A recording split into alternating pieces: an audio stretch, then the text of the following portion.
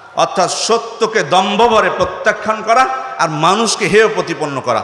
এই দুইটি বৈশিষ্ট্য যাদের মধ্যে পাবেন তারাই হচ্ছে অহংকারী। হিংসা, বিদ্বেষ, তারপরে ষড়যন্ত্র, পরস্পর সম্পর্ক ছিন্ন করা, এটাই কিন্তু আজকে আমাদের মুসলিম সমাজকে মূল থেকে ধ্বংস করে দিচ্ছে। পোশাকের উপর ভিত্তি করে অহংকার যাচাই করা যাবে না, কারণ বাতিলকে নিয়ে, শিরক নিয়ে, বিদআত নিয়ে কখনোই এ ধরনের জগা খিচুড়ি ঐক্য যদিও হয় সেটার কোনো মূল্য নাই, এটা মূল্যহীন ঐক্য।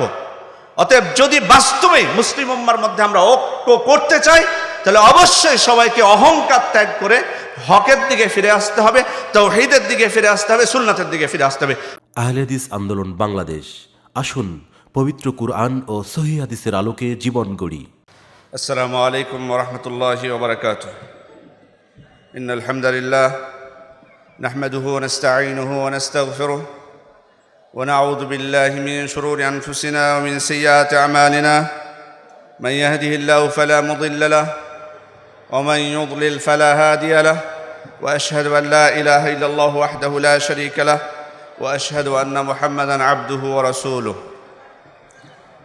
আহলে হাদিস আন্দোলন বাংলাদেশ কর্তৃক আয়োজিত ৩৩তম বার্ষিক তাবলিগে ইজতেমার সম্মানিত সভাপতি, আহলে হাদিস আন্দোলন বাংলাদেশের মোহতারাম আমির প্রফেসর ডক্টর মোহাম্মদ আসাদুল্লাহ আল গালিব, আহলে হাদিস আন্দোলন বাংলাদেশ এবং এর অঙ্গ সংগঠনগুলোর বিভিন্ন পর্যায়ের নেতাকর্মীবৃন্দ, আমন্ত্রিত ওলামা ইকরাম, সুধীবৃন্দ, মুসলিম ভাই ও বোনেরা, যাবতীয় প্রশংসা মহান রব্বুল আলমিনের জন্য। দরুদ ও সালাম বর্ষিত হোক প্রিয় নবী মুহাম্মদুর রাসূলুল্লাহ সাল্লাল্লাহু আলাইহি ওয়াসাল্লামের উপর। আমার আজকের বক্তব্যের বিষয়বস্তু হচ্ছে হিংসা এবং অহংকার মুসলিমদের মধ্যে অনেক অনৈক্যের অন্যতম একটি মাধ্যম। সম্মানিত উপস্থিতি, আরবিতে অহংকারকে বলা হয় কিবর। কিবির মানে হলো নিজেকে বড় মনে করা। তবে অহংকারের সংজ্ঞা আল্লাহ রসুল সাল্লাল্লাহু আলাইহি ওয়াসাল্লাম স্পষ্টভাবে দিয়ে গেছেন, যেটা কিছুক্ষণ পূর্বেই একজন সম্মানিত আলোচক আপনাদেরকে বলেছেন। তবে আমি আবারও, যেহেতু এর গুরুত্ব বেশি, সে কারণে পুনরাবৃত্তি করছি। আল্লাহ রসুল সাল্লাল্লাহু আলাইহি ওয়াসাল্লাম যখন বললেন লা ইয়াদখুলুল জান্নাতা মান কানা ফি কলবিহি মিসকালা যাররাতিন মিন কিবর, যার অন্তরে অনুপরিমাণ অহংকার রয়েছে সে কখনো জান্নাতে প্রবেশ করবে না। তখন একজন ব্যক্তি জিজ্ঞেস করলেন, ইন্না রাজুলা ইউহিব্বু আন ইয়াকুনা সাওবুহু হাসান ওয়া না'লুহু হাসানা। আল্লাহ রসুল, একজন ব্যক্তি তো চায় যে তার পোশাকটা সুন্দর হোক, তার জুতা জোড়া সুন্দর হোক। তখন আল্লাহ রসুল সাল্লাল্লাহু আলাইহি ওয়াসাল্লাম তাকে বললেন, ইন্নাল্লাহা জামিল ইউহিব্বুল জামাল, আল্লাহ তাআলা সুন্দর, তিনি সৌন্দর্যকে পছন্দ করেন। অর্থাৎ পোশাকের উপর ভিত্তি করে অহংকার যাচাই করা যাবে না।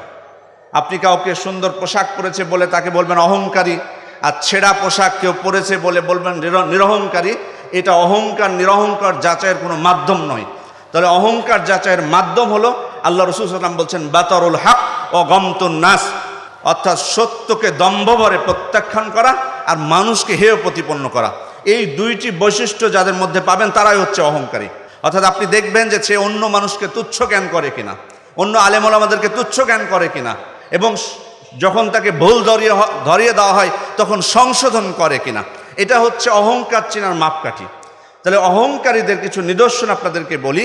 প্রথম যেটা, সেটা হাদিস থেকে আমরা বুঝলাম যে সত্যকে সে প্রত্যাখ্যান করবে, যেটা মক্কার মুশরিকরা করেছিল।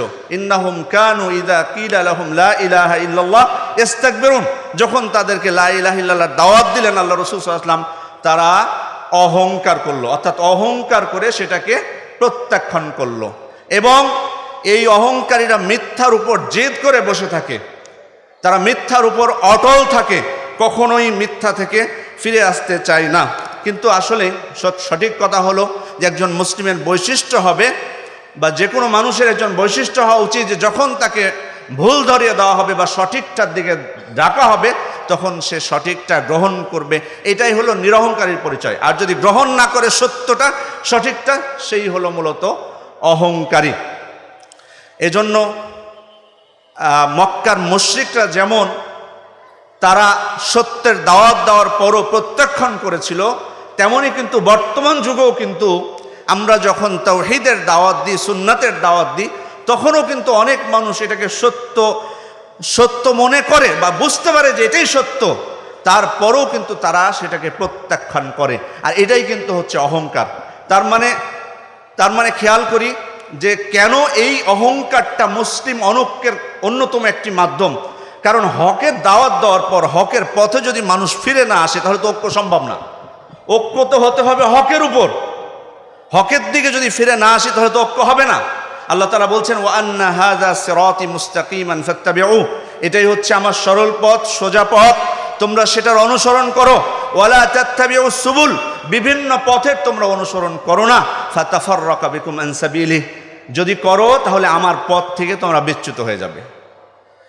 এই সুবুলের ব্যাখ্যা ইমাম মুজাহিদ রাহিমাহুল্লাহ বলছেন যে বিদআত, অর্থাৎ মানুষ যদি বেদাত করে সে সিরাতে মুস্তাকিমের পথ থেকে বিচ্যুত হয়ে যায়। আর সিরাতে মুস্তাকিমের পথ থেকে, সরল সঠিক পথ থেকে কেউ যদি বিচ্যুত হয়ে যায় তাকে নিয়ে ঐক্য করা কখনোই সম্ভব নয়। কারণ বাতিলকে নিয়ে, শিরক নিয়ে, বিদআত নিয়ে কখনোই এ ধরনের জগা খিচুড়ি ঐক্য যদিও হয় সেটার কোনো মূল্য নাই, এটা মূল্যহীন ঐক্য। অতএব যদি বাস্তবে মুসলিম উম্মার মধ্যে আমরা ঐক্য করতে চাই তাহলে অবশ্যই সবাইকে অহংকার ত্যাগ করে হকের দিকে ফিরে আসতে হবে, তাওহীদের দিকে ফিরে আসতে হবে, সুন্নাতের দিকে ফিরে আসতে হবে, তবেই সেটা ঐক্য বলে ধরা হবে। আর না হলে সেটা বাদ দিয়ে প্রত্যেকে আছে তার শিরক নিয়ে, কি আছে তার বিদআত নিয়ে, কি আছে তার খোরাফাত নিয়ে, আর এগুলো নিয়ে আমরা বলবো আসুন আমাদের মধ্যে যাই থাকুক না কেন আমরা ঐক্যবদ্ধ হই, ওই ঐক্যবদ্ধ হওয়ার কোনো মূল্য নাই। ওই ধরনের ঐক্য আমরা চাই না। আমরা অবশ্য ঐক্য চাই, তবে বলবো যে সমস্ত মুসলিমরা আজকে বিভিন্নভাবে পদচ্যুত হয়েছে, সঠিক পথ থেকে দূরে সরে গেছে, তারা যদি সঠিক পথে ফিরে আসে তবে এটা হবে ঐক্য। সম্মানিত উপস্থিতি, এজন্য ওমর ইবনুল খাত্তাব রাদিয়াল্লাহু আনহু যখন আবু মুসা আল-আশআরী রাদিয়াল্লাহু আনহুকে পাঠাচ্ছিলেন কুফার গভর্নর করে, তাকে তিনি বলেছিলেন যে মনে রেখো, গতকাল তুমি যদি একটা রায় দাও বা সিদ্ধান্ত দাও, সেই সিদ্ধান্তটা যদি তোমার ভুল হয়ে থাকে, আজকে সেই সিদ্ধান্ত থেকে ফিরে আসতে, সংশোধন হতে কোনো কিছু তোমাকে যাতে বাধা না দেয়, বরং তোমার কাছে যখনই হক স্পষ্ট হয়ে যাবে, যদি তোমার কাছে স্পষ্ট হয়ে যায় যে সিদ্ধান্তটা ভুল ছিল, সেটা থেকে ফিরে আসতে সেখানে কোনো কিছু যাতে বাধা না হয়, বরং আমি সঠিকভাবে ফিরে আসতে পারি। আব্দুর রহমান ইবনে মাহদি দ্বিতীয় শতাব্দীর একজন আলেম, উনি বলছেন যে আমি এক জানাজায় ছিলাম, তখন তৎকালীন বাগদাদের একজন বিচারপতি ওবাইদুল্লাহ বিন হাসান, তিনি এক জানাজায় তিনি একটি মাসআলায় ভুল ফতোয়া দিয়ে দিলেন। আমি তখন তাকে বললাম আসলাহাকাল্লাহ আল কওলু ফি হাযিহিল মাসআলা কাযা ওয়া কাযা, আমি বললাম আল্লাহ আপনাকে সংশোধন হওয়ার তৌফিক দান করুন, আসলে তো এই মাসআলায় সঠিক কথা হচ্ছে এটা। তো উনি কিছুক্ষণ মাথা নিচু করে থাকলেন, তারপর বললেন ইযান আনা আরজি ওয়া আনা সাগির, আমি তাহলে আমার যে ফতোয়া দিয়েছিলাম সেটা থেকে ফিরে আসলাম এবং আমি লজ্জিত আমার সেই ভুলের জন্য। তারপর তিনি বললেন লা আন আকুনা যানাবান ফিল হক আহাব্বু ইলাইয়া মিন আন আকুনা রাসান ফিল বাতিল, অর্থাৎ তিনি বলছেন যে বাতিলের ক্ষেত্রে মাথা হওয়া হচ্ছে সত্যের ক্ষেত্রে লেজ হওয়া আমার কাছে বেশি প্রিয়, অর্থাৎ বাতিলের ক্ষেত্রে নেতা হওয়া হচ্ছে সত্যের ক্ষেত্রে অনুসারী হওয়াটাই আমার কাছে বেশি প্রিয়। এভাবে আমাদেরকে যে কোনো সময় কোনো যদি ভুল হয়ে যায় এবং কেউ সংশোধন করে দেন, তাহলে অবশ্যই সেটা থেকে ফিরে আসার মন মানসিকতা থাকতে হবে। দ্বিতীয় যে নিদর্শন অহংকারী, সেটা হলো সে নিজেকে সব থেকে বড় মনে করে, যেমনটা মনে করেছিল ইবলিস। সে আদম আলাইহিস সালামকে আল্লাহ তাআলাকে বলেছিল খালাকতানি মিন নারি ওয়া খালাকতাহু মিন তিন, আল্লাহ আপনি আমাকে আগুন থেকে সৃষ্টি করেছেন আর আদমকে সৃষ্টি করেছেন মাটি থেকে, অথচ আপনি তাকে সিজদা দিতে আমাকে বলছেন। আসজুদু লিমান খালাকতা তিনা, আপনি যাকে মাটি থেকে সৃষ্টি করেছেন আমি তাকে সিজদা দিব? এটা কি করে হয়? এটা কি করে সম্ভব? ফেরাউনের কাছে যখন মুসা আলাইহিস সালাম এবং হারুন আলাইহিস সালাম দাওয়াত নিয়ে গেলেন, তখন ফেরাউন এবং তার সম্প্রদায় বলেছিল আনুমিনু লিবাশারাইনি মিসলিনা ও কওমুহুমা লানা আবিদুন, আমরা কিভাবে আমাদের মতো এই দুইজন মানুষের প্রতি বিশ্বাস স্থাপন করব, অথচ এর সম্প্রদায় আমাদেরই দাসত্ব করে, তার প্রতি আমরা কিভাবে আনব? এটা ছিল মূলত অহংকার। সে কারণেই মানুষকে অহংকারী ব্যক্তি নিজেকে বড় মনে করে, অন্যদেরকে ছোট মনে করে। যেমন মক্কার মুশরিকরা আল্লাহ রাসূল সাল্লাল্লাহু আলাইহি ওয়াসাল্লামের কাছে সত্যারোপ করলো, আল্লাহ রাসূল আপনার সাথে আমরা বসতে রাজি আছি, কিন্তু আপনার সাথে যারা আছে বেলাল, খুবাইব, তারপরে সোহাইব, আব্দুল্লাহ ইবনে মাসউদ রাদিয়াল্লাহু আনহু সহ দুর্বল শ্রেণীর যে লোকগুলো, তাদেরকে আপনি আপনার কাছ থেকে সরিয়ে দিন, কোনো অসুবিধা নেই, আপনার সাথে বসবো। আল্লাহ তাআলা সাথে সাথে কোরআন আয়াত নাজিল করলেন, ওয়ালা তাতরুদিল্লাযিনা ইয়াদউনা রাব্বাহুম বিল গাদাতি ওয়াল আশি ইউরিদুনা ওয়াজহা, অর্থাৎ যারা সকাল সন্ধ্যা আল্লাহর সন্তুষ্টির উদ্দেশ্যে তার ইবাদত করে, আপনি কখনোই আপনার কাছ থেকে তাদেরকে সরিয়ে দিবেন না। অহংকারী ব্যক্তি সে নিজেকে অন্যর আনুগত্য করা থেকে, অন্যর আনুগত্য করাকে অপমানজনক মনে করে। আমি এত বড় ব্যক্তি, আমি অন্য কেন আনুগত্য করতে যাব? আমি এত বড় ডিগ্রিধারী, আমি কেন অন্যর আনুগত্য করতে যাব? অন্যের নির্দেশনা অনুযায়ী আমি কেন জীবন চালাবো? আমি কেন দাওয়াতি কাজ করতে যাব? এটা হচ্ছে অহংকারী ব্যক্তির অন্যতম একটা পরিচয়। অহংকারী ব্যক্তি নিজেকে অভাবমুক্ত মনে করে, নিজেকে সে অভাবমুক্ত মনে করে। কাল্লা ইন্নাল ইনসানা লা ইয়াতগা আর রাআহু ইসতাগনা, আল্লাহ তাআলা বলছেন কখনোই না, মানুষ অবশ্যই সীমা লঙ্ঘন করে, সে নিজেকে অভাবমুক্ত মনে করে। আসলে সম্মানিত উপস্থিতি, আমরা পৃথিবীতে কেউ কিন্তু অন্যের অমুখাপেক্ষী নই, সবাই আমরা অন্যের মুখাপেক্ষী। কারণ আল্লাহ তাআলা সবাইকে সব ধরনের প্রয়োজন দিয়ে সৃষ্টি করেন, এক একজনকে এক এক মেধা যোগ্যতা দিয়ে আল্লাহ তাআলা সৃষ্টি করেছেন। একজন ডাক্তার যতই তিনি বড় হোক না কেন, অবশ্যই তাকে জীবনের দুনিয়ার অন্যান্য প্রয়োজন পূরণের জন্য, আখিরাতের অন্যান্য প্রয়োজন পূরণের জন্য অন্যের কাছে যেতে হয়। এটা সবাইকে, কেউ নিজেকে কোনো বিষয়ে বলতে পারবে না যে আমি দুনিয়ার সব বিষয়ে অন্য মানুষের থেকে অভাবমুক্ত। একমাত্র অভাবমুক্ত যিনি কারোই প্রতি মুখাপেক্ষী নন, তিনি হচ্ছেন আল্লাহ তাআলা। সুতরাং কিন্তু অহংকারী ব্যক্তি সে নিজেকে মনে করে যে অন্যদের থেকে অমুখাপেক্ষী, আর এ কারণে সে নিজেকে বড় মনে করে, অন্যদের সাথে সম্পর্ক নষ্ট করে, আর এটাই হচ্ছে অনক্যের অন্যতম একটি মাধ্যম। অহংকারী ব্যক্তি অন্যদের সাথে খারাপ ব্যবহার করে, তাদের প্রতি কঠোর হয়, এটাও কিন্তু একটা অনক্যের কারণ। কারণ যখন কোনো ব্যক্তি অহংকারী হবে, অন্যদের প্রতি কঠোর আচরণ করবে, কোমল আচরণ করবে না, বিনয়ী হবে না, তাদের সাথে খারাপ আচরণ করবে, কখনোই তাদের সাথে মিলেমিশে চলা কখনোই সম্ভব হবে না। কখনোই তাদের মধ্যে ঐক্য প্রতিষ্ঠিত হওয়া, কখনোই তাদের মধ্যে ভালোবাসা আসা, এটা কি কখনোই কিন্তু সম্ভব নয়। দ্বিতীয় যে বিষয়টি আমি আলোচনা করব সেটি হচ্ছে হিংসা। হিংসা হলো যে আল্লাহ তাআলা যখন কোনো কাউকে কোনো নিয়ামত দান করেন, সেটার বিলুপ্তি কামনা করা, ধ্বংস কামনা করা। এখানে একটা জিনিস স্পষ্ট করার জন্য বলতে চাই, সেটি হচ্ছে আল্লাহ তাআলা কোনো বান্দাকে কোনো নিয়ামত দান করলেন, তখন আপনি আল্লাহ তাআলাকে বললেন, আল্লাহ আপনি যে নিয়ামতটা তাকে দান করেছেন, আপনি একই নিয়ামত আমাকেও দান করুন। এটা কিন্তু জায়েজ, এটা গিবতা, ঈর্ষা, এটা অসুবিধা নেই। আপনি আল্লাহ তাআলার কাছে সেম ওটাই কামনা করলেন। কিন্তু যদি আপনি বলেন যে তারটা যদি ধ্বংস হয়ে যেত আর ওইটা আমার কাছে আসতো, এটাই হলো মূলত হিংসা। আর এর থেকে বেশি খারাপ হচ্ছে, অনেক হিংসুক আছে, সে নিজের জন্য কামনা করে না, বরং অন্যর থেকে যাতে আল্লাহ ধ্বংস করে দেন ওইটুকুই কামনা করে, নিজের জন্য চায় না। কামনা করে যে তার থেকে, অন্য থেকে যাতে ধ্বংস না হয়ে যায়, সে যেন এ নিয়ামতের অধিকারী না হতে পারে। এই হিংসা কিন্তু আমাদের মধ্যে অনক্যের অন্যতম কারণ। আল্লাহ রাসূল সাল্লাল্লাহু আলাইহি ওয়াসাল্লাম বলছেন, লা তাবাগাদু ওয়ালা তাহাসাদু ওয়ালা তাদাবারু ওয়ালা তাকাতাউ ওয়া কুনু ইবাদাল্লাহি ইখওয়ানা। তোমরা পরস্পরের মধ্যে বিদ্বেষ পোষণ করো না, তোমরা হিংসা পোষণ করো না, তোমরা ষড়যন্ত্র করো না, পরস্পরের মধ্যে সম্পর্ক ছিন্ন করো না। ওয়া কুনু ইবাদাল্লাহি ইখওয়ানা, তোমরা পরস্পরে আল্লাহর বান্দা এক হয়ে যাও, ভাই ভাই হয়ে যাও। এই আল্লাহর বান্দা ভাই ভাই যখন হতে পারবো, তখনই কিন্তু ঐক্য প্রতিষ্ঠা হওয়া সম্ভব। কিন্তু যে চারটার কথা বলা হলো, সবগুলো কিন্তু হিংসা থেকে আসা। বিদ্বেষ, এই যে চারটা জিনিস, হিংসা, বিদ্বেষ, তারপরে ষড়যন্ত্র, পরস্পর সম্পর্ক ছিন্ন করা, এটাই কিন্তু আজকে আমাদের মুসলিম সমাজকে মূল থেকে ধ্বংস করে দিচ্ছে। আর সবগুলোর মূল হচ্ছে হিংসা, বিদ্বেষ। সুতরাং একজন মুসলিম তিনি অন্য একজন মুসলিমের জন্য, তিনি নিজের জন্য যেটা কামনা করবেন, অন্য একজন মুসলিমের জন্য সেটাই কামনা করবেন। এটাই হচ্ছে ঈমানের পরিচয়। লা ইউমিনু আহাদুকুম হাত্তা ইউহিব্বা লিআখিহি মা ইউহিব্বু লিনাফসিহি। তোমাদের মধ্যে ঈমানদার হতে পারবে না যতক্ষণ না সে তার ভাইয়ের জন্য সেটাই পছন্দ করবে যা সে নিজের জন্য পছন্দ করে। সেটা যখন তার ভাইয়ের জন্য পছন্দ করবে, এটাই হচ্ছে প্রকৃত ঈমানদার, পূর্ণ ঈমানদার। আর অন্যের ধ্বংস কামনা করা, খারাপ কামনা করা, অকল্যাণ কামনা করা, এটা তো আসলে মুনাফিকের পরিচয়।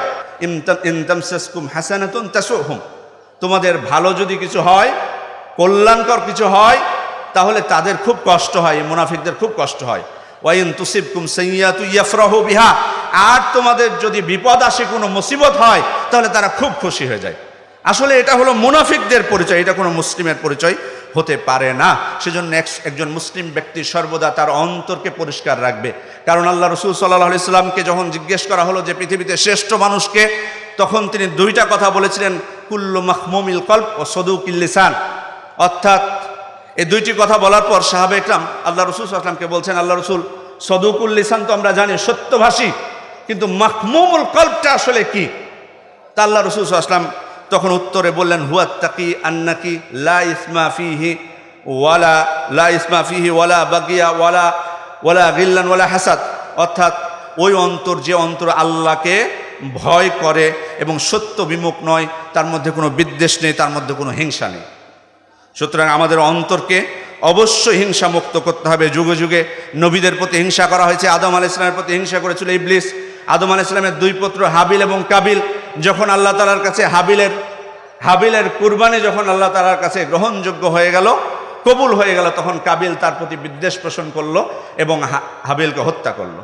দেখুন কিভাবে হিংসার কারণে মানুষের মধ্যে বিভক্তি সৃষ্টি হয়। ইউসুফ আলাইহিস সালামের ভাইরা যখন ইউসুফ আলাইহিস সালাম খুবই প্রিয় ছিলেন তার পিতার কাছে, তখন তারা বলল, ইয ক্বালু লা ইউসুফু আহাব্বু ইলা আবিন ইয ক্বালু লা ইউসুফু ওয়া আখুহু আহাব্বু ইলা আবিনা মিন্না ওয়া নাহনু উসবা। ইউসুফ এবং তার ভাই আমাদের পিতার কাছে কত প্রিয়, অথচ আমরাই হচ্ছে একটা বড় জামাত। তারপর তো এই বিদ্বেষবশত, হিংসাবশত ইউসুফ আলাইহিস সালামকে যে কূপে নিক্ষেপ করলো, তারপর তো তিনি সেখান থেকে চলে গেলেন। এই যে দেখুন, পরিবারের মধ্যে বিভক্তি সৃষ্টি করার মূলে কিন্তু ছিল এই হিংসা। এভাবে যুগে যুগে, প্রত্যেক যুগেই ইহুদিরা রাসূল সাল্লাল্লাহু আলাইহি ওয়াসাল্লামের ব্যাপারে হিংসা পোষণ করেছিল।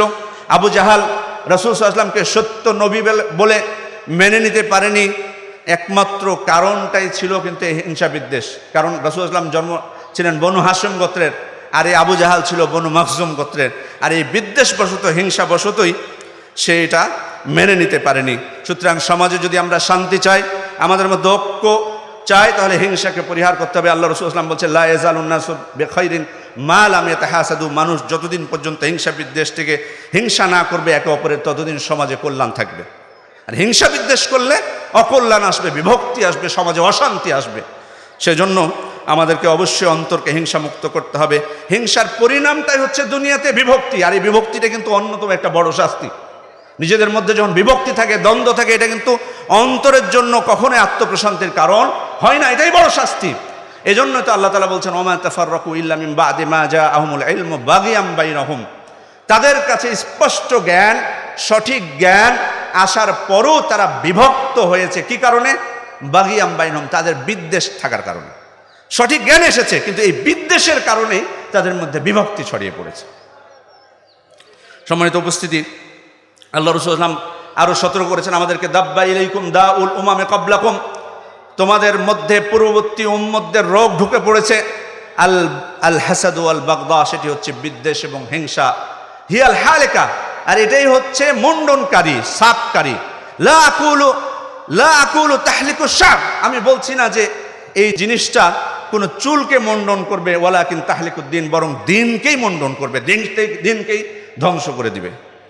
সেজন্য আমাদের অন্তর থেকে হিংসাকে দূর করতে হবে। পূর্ববর্তী উম্মতরা, বিশেষ করে রাসূল সাল্লাল্লাহু আলাইহি ওয়াসাল্লামের যুগে, রাসূল সাল্লাল্লাহু আলাইহি ওয়াসাল্লাম সাহাবা ইকরামের যে বিজয়, সোনালী যুগ ছিল, বিজয় লাভ করেছিলেন তারা, সেই যুগ, তার অন্যতম কিন্তু কারণ ছিল তাদের মধ্যে তারা ছিলেন ঐক্যবদ্ধ। আর ঐক্যবদ্ধ তারা থাকতে পেরেছিলেন এ কারণেই যে তাদের মধ্যে বিদ্বেষ ছিল না, একে অপরের প্রতি বিদ্বেষ ছিল না তাদের মধ্যে, বরং কল্যাণকামিত ছিলেন, বরং নিজের থেকে অন্যদেরকে প্রাধান্য দিতেন বেশি। এজন্যই তো আমরা দেখি ইয়ারমুকের যুদ্ধে যখন একজন পিপাসায় কাতর মারা যাচ্ছেন, পানির জন্য ছটফট করছেন, যখন তার কাছে পানি নিয়ে আসা হলো, উনি সাথে সাথে দেখতে পেলেন কাছে আরেকজন পানির জন্য ছটফট করছে। তখন তিনি বললেন, আমার কাছে না, ওই ব্যক্তিকে যে আগে বাঁচাও, তাকে আগে পানি দাও। দ্বিতীয় জনের কাছে যখন নিয়ে যাওয়া হয়েছে পানি, তখন দ্বিতীয় জন দেখতে পেলেন যে আরেকজন পানির জন্য কাতর ছটফট করছে। তখন তিনি বললেন যে আমার কাছে না, তার কাছে আগে নিয়ে যাও। দেখুন, এই বিপদের মুহূর্তে, কঠিন মুহূর্তে কিভাবে মানুষ নিজের উপর অন্যকে প্রাধান্য দিতে পারে। তৃতীয় জনের কাছে যেয়ে দেখলেন যে তিনি মারা গেছেন। যখন দ্বিতীয় জনের কাছে ফিরে এসেছেন, এসে দেখেন যে তিনিও মারা গেছেন। প্রথম জনের কাছে আসলেন, এসে দেখেন যে তিনিও মারা গেছেন। কিভাবে তারা তাহলে দেখুন অন্যদেরকে নিজেদের উপর প্রাধান্য দিয়েছেন। মেহমানদারি করার আহ্বান জানিয়েছেন আল্লাহ রাসূল সাল্লাল্লাহু আলাইহি ওয়াসাল্লাম। আনসারী সাহাবী মেহমানকে বাড়িতে নিয়ে চলে গেছেন। খোঁজ নিয়ে দেখছেন যে বাড়িতে তেমন খাবার নেই, কিছু অল্প খাবার আছে, সেটা শুধুমাত্র বাচ্চাদের হবে।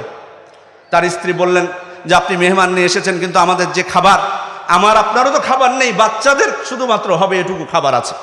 তখন তিনি বললেন, বাচ্চারা যদি কান্নাকাটি করে খাবারের জন্য, তাদেরকে ঘুম দিয়ে দিও। তাদেরকে ঘুম দিয়ে দেওয়া হলো। মেহমানকে খেতে দিলেন। শুধু এটুকুই নয়, বরং তারা অন্য ঘরে এমন ভাব করলেন, অভিনয় করলেন যেন তারাও খাচ্ছেন, কিন্তু তারা খাচ্ছিলেন না। মেহমানদেরকে শুধু প্রাধান্যই দেননি নিজেদের উপর, বরং মেহমানের অন্তরে যেন কোনো প্রকার সংকোচ না আসে বা কোনো প্রকার কষ্ট না আসে যে তারা না খেয়ে আমাকে খাওয়াচ্ছে, এটাও বুঝতে দিতে চান না। তারা যে ত্যাগ স্বীকার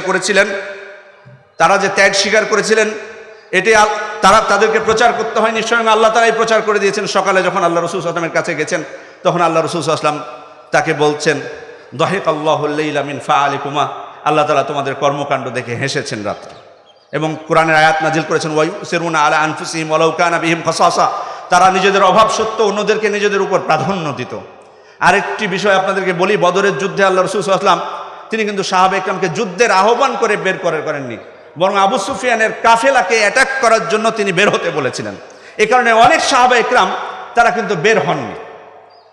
তো যুদ্ধের পূর্ব মুহূর্তে সাদ ইবনে মুআয আল্লাহ রাসূল সাল্লাল্লাহু আলাইহি ওয়াসাল্লামকে বলছেন, আল্লাহ রাসূল, আপনি ঢিলার উপর আপনার জন্য একটা তাঁবু তৈরি করছি এবং পাশে সওয়ারি রাখছি, যদি আমরা বিজয়ী হই ভালো, যদি পরাজিত হয় আল্লাহ রাসূল আপনি সওয়ারিতে চড়ে এমন সম্প্রদায়ের কাছে চলে যাবেন যারা বের হয়নি। তারা যদি জানতো আল্লাহ রাসূল যে আপনি যুদ্ধের জন্য বের হচ্ছেন, তারা সেখানে বসে থাকতো না।